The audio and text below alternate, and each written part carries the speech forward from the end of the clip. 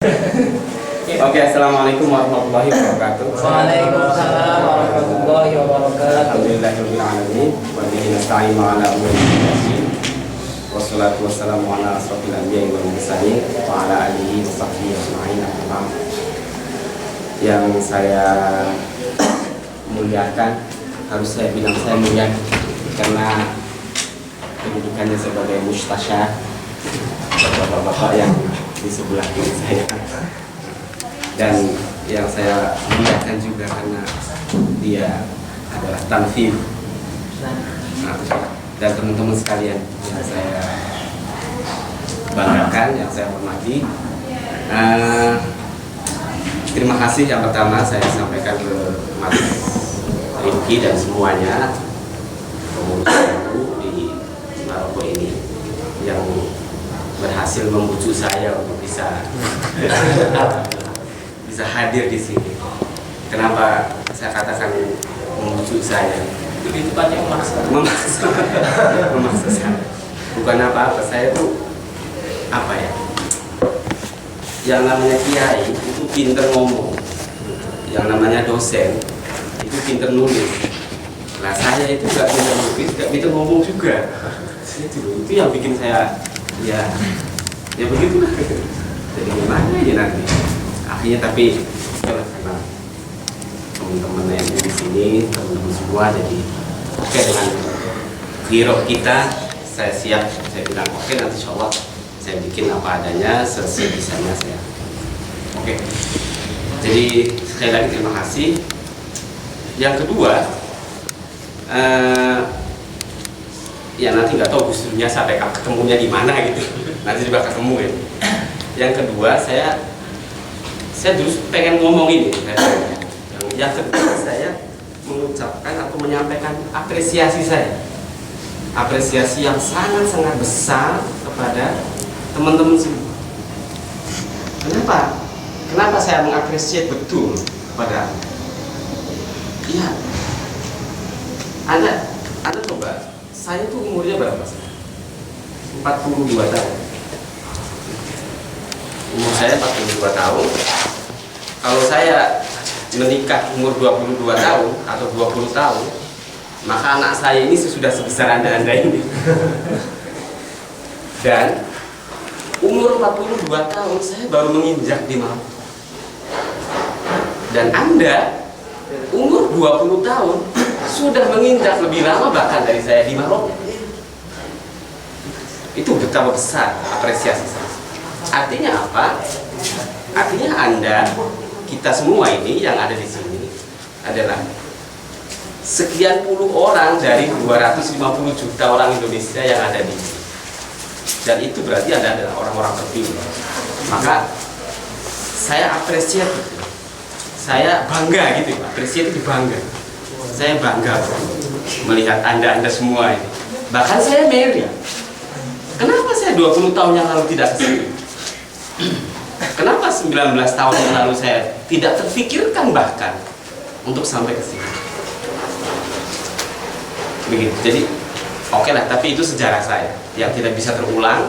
Jadi saya tidak mungkin akan menyesali masa lalu, karena saya 20 tahun yang lalu masih di Buah Bali di Jogja, begitu, mulai masuk di Jogja. Jadi oke. Tapi tentu apresiasi semata tidak cukup. Menghargai Anda tentu saya tidak cukup. Artinya kalau begitu, seperti apa apresiasi Anda terhadap kita ini? Yang menurut saya, dalam konteks apresiasi saya sekali lagi kepada kita sekalian, saya ingin masuk dalam satu hal. Kalau kelebihan kita di sini, saya katakan tidak mau. Tetapi yang mau saya omongkan adalah kekurangan kita. Dan ini penting. Kalaupun bukan Anda, kekurangan saya deh. Dan itu penting. Membicarakan kelebihan kita tidak perlu. Karena tadi sudah terkumulasi dengan konsep apresiasi saya. Tapi membicarakan kekurangan, ini yang penting. Nah, saya melihat setelah 2 bulan 15 hari di sini, satu kesimpulan bahwa ada satu kelemahan yang menurut saya perlu segera kita benahi. Apa kelemahannya itu di mana? Kelemahannya itu di mana? Kelemahan kita itu terletak pada struktur rancang bangun pemikiran kita yang menurut saya masih kurang pas dalam menghadapi apa yang kita sebut sebagai teks. Saya ingin ke situ. Saya melihat bahwa gagasan kita, common sense kita tentang teks ini masih kurang pas. Bahkan kita cenderung dengan teks ini kita terbelenggu akhirnya. Jadi kita kurang bisa menempatkan diri kita ada di mana, dengan apa, atau di wilayah mana dengan teks ini. Kita contoh, lu kenapa Pak Zuli larinya teks? Nanti ketemu. Kita contoh sekarang. Ketika kita belajar jurumiyah, kita masih mampu mengendalikan teks. Percaya? Coba terbuktikan. Anda masih mampu mengendalikan teks karena mengatakan Anda ini isim, ini fiil, ini huruf. Dan Anda masih bisa menunjukkan bahwa ini isim, ini fiil, ini huruf. Karena Anda masih mampu mengendalikan teks. Naik lagi sedikit ke amriti, agak sedikit ada sedikit hal yang Anda tidak bisa kendalikan dengan teks itu.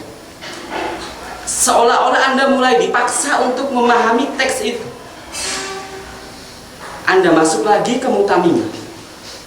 Itu lebih sedikit. Ibaratnya kalau Anda belajar renang, itu segini deh. Masih enak untuk renang itu. Oh, Anda bisa mengendalikan. Nah, masuk lagi ke Ibnu Aqil, Anda belajar lagi. Itu segini. Teks itu sudah di mulut. Anda itu sudah mau tenggelam. Tetapi susah maunya gimana? Ketika Anda sudah mengaji Mughni Labib dengan teks lagi, Anda sudah tenggelam. Anda sudah tenggelam. Dari fikih, usul fikih, nahwu, tarikh nabawi, kita kebanyakan dalam posisi yang tenggelam. Kita tidak punya eksistensi jati diri kita dengan teks itu.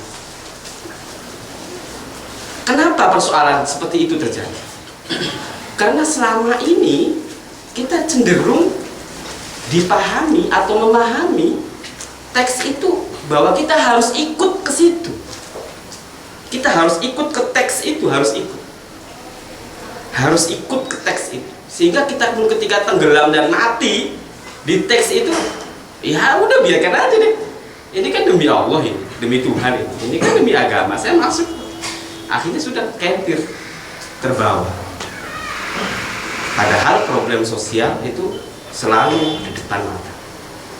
Kita masih ribut dengan bagaimana kita mengatasi problem kita, ketertenggelaman kita dalam teks. Nah, bagaimana solusinya? Nanti untuk lebih jauhnya nanti Anda bisa tanyakan deh tentang bagaimana posisi yang dimaksud dengan tenggelam dalam teks. Nah, solusinya bagaimana? Solusinya cuma satu. Anda harus ingat, kita harus ingat bahwa kita, saya, Anda adalah punya jati diri. Anda punya konsep, Anda punya sisi. Siapa itu? Itulah subjek. Itulah subjek Anda. Jadi maaf, ketika Anda membaca teks, jangan sampai Anda hilang subjek Anda. Ketika Anda membaca teks, jangan sampai hilang subjek. Siapa orang yang paling disiplin dalam membaca teks dengan tetap konsen terhadap subjeknya ketika membaca? Satu-satunya orang adalah Gus Dur Abdurrahman. Dia orang yang sangat disiplin dengan konsep subjek di satu sisi dan konsep teks di sisi yang lain. Ini yang mulai masuk ke Gus Dur itu di sini. Jadi maaf sekali lagi, ketika dia masuk ke SMP, dia membaca Marx, dia membaca sosialisme, tulisannya Marx, dia membaca tulisan orang-orang komunis, dia membaca orang siapa saja dia baca, tetapi dia tidak akan pernah terpengaruh oleh Marxisme. Dia justru belajar dari Marxisme. Itu Gus Dur. Nah, dia punya konsep subjek yang bagus. Itu ketika di SMP, ketika di SMA, ketika dia ada di Jogja. Contoh lagi ketika dia masuk ke Mesir, masuk ke ruangan kelas, melihat suasana yang belajar kok gini, gitu. Nggak mau, Gus, nggak usah. Dia punya subjek yang kuat dan teks itu dia bisa kendalikan. Teks itu dia bisa kendalikan, dia bisa kontrol, dia bisa kuasai, dia bisa prediksi. Sehingga saya tidak harus repot-repot untuk lama kuliah, nggak mau. Lebih baik saya ingin berbicara dengan kultur, dengan budaya, dengan film, dengan sastra, dengan bahasa. Dia ingin berdialog. Jadi apakah film, kultur, bahasa, teks? Oh iya, sama teks juga. Tetapi di situ dia bisa berdialog. Nah, kenapa di mata kuliah ini dia tidak mau berdialog? Karena dia sudah berdialog ketika di Tebu Ireng, ketika di Tambak Beras. Dia sudah berdialog dengan teks-teks itu. Begitu. Saya tidak mengompori, saya tidak bermaksud meruntuhkan semangat apresiat Anda. Ketika ada teks dan Anda sudah berdialog, Anda jangan ulangi lagi untuk berdialog dengan teks itu. Tapi coba lakukan berdialog dengan teks yang lain, yang tidak ada, yang belum kita temukan. Apa itu? Masih banyak. Dan seterusnya, dan seterusnya, dan seterusnya. Nah, dari konsep pembacaan subjek dengan teks inilah Gus Dur terbangun apa yang kita sebut sebagai gagasan pluralisme. Gagasan pluralismenya itu mulai. Jadi kita jangan kemudian berpikir bahwa Gus Dur pluralis itu ketika dia sudah menjadi presiden atau ketika dia ketua jadi PBNU. Enggak, jangan berpikir seperti itu. Dia menjadi sosok pluralis itu karena dia mampu tadi itu.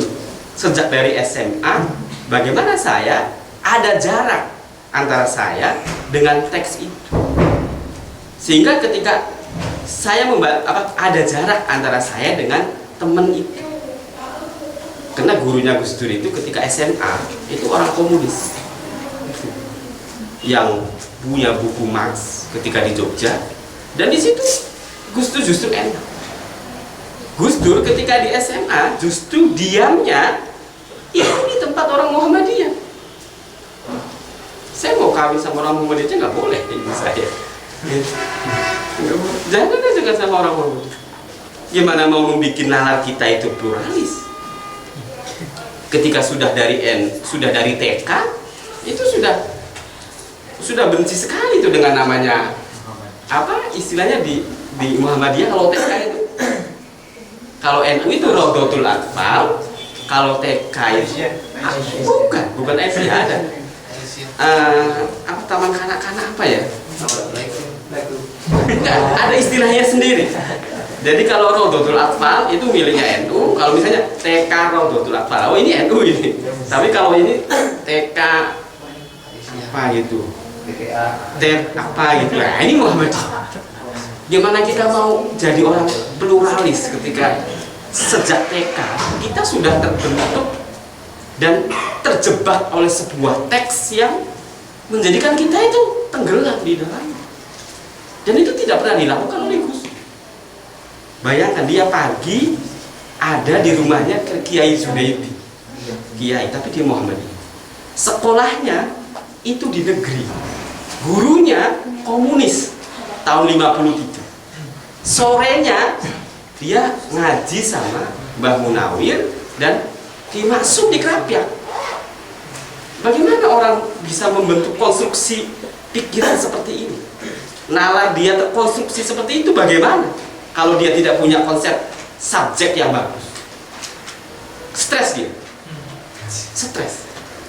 Tapi karena dia punya konsep subjek yang bagus dalam diri dia bahwa I am is I am.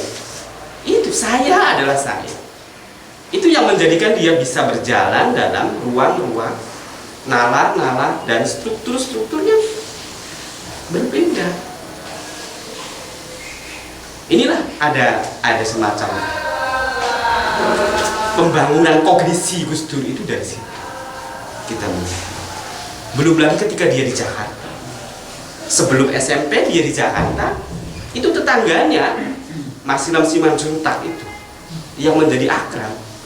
Tetangganya itu, bapaknya Marsilam Simanjuntak, itu justru paling akrab dengan keluarganya Yai Wahid Hasyim. Paling akrab dari tetangganya. Semuanya, apalagi setelah meninggalnya Wahid Hasyim pada 52, Gus Dur menjadi orang laki-laki yang terbesar di rumah itu. Dia terbangun sebuah subjek yang kuat dalam diri.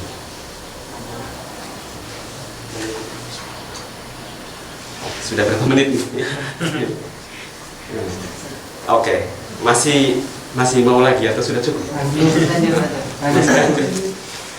Nah, jadi itu ya. Saya pergulatan teks tadi dalam contoh itu, dalam contohnya. Nah, sekarang masuk ke berikutnya. Nah, ketika kemudian Gus Dur naik, dia menjadi seorang yang sudah sampai ke Mesir dan sebagainya. Bagaimana nalar pluralisme itu berkembang? Nah, ketika dia masuk ke dalam, katakanlah di era tahun 70-an, karena di 60-an itu Gus Dur di Baghdad dan di Mesir. Maka bagaimana sesungguhnya yang kita ambil dalam konteks relasi antara subjek dengan teks tadi? Gus Dur tidak kembali lagi, tidak sekedar tidak tenggelam ke teks, tetapi Gus Dur adalah memproduksi sebuah teks